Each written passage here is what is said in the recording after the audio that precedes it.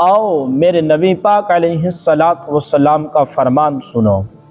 جب وضو کے دوران مسح کیا جاتا ہے، اس کی فضیلت، اہمیت اور مقام اور حکمت کیا ہے؟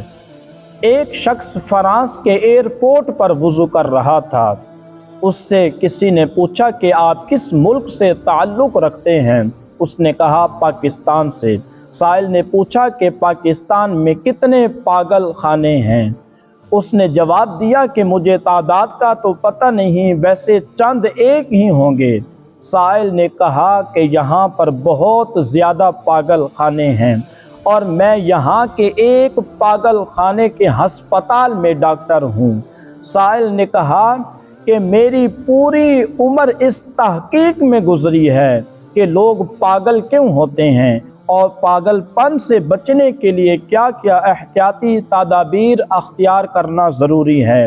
میری تحقیق کے مطابق جہاں اور بہت ساری وجوہات ہیں، ایک وجہ یہ بھی ہے کہ لوگ اپنی گردن کے پچھلے حصے کو خشک رکھتے ہیں۔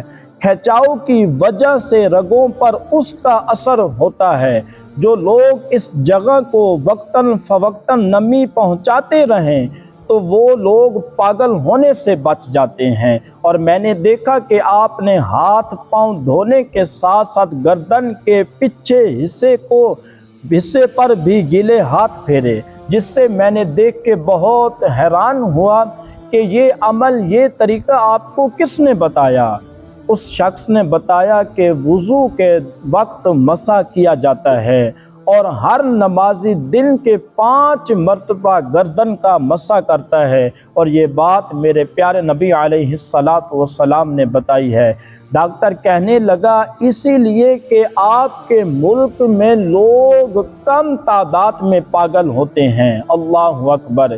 ایک ڈاکٹر کی ساری زندگی کی تحقیق اور میرے پیارے نبی پاک علیہ الصلاۃ والسلام کے بتائے ہوئے ایک چھوٹے سے عمل پر آ کر ختم ہو گئی۔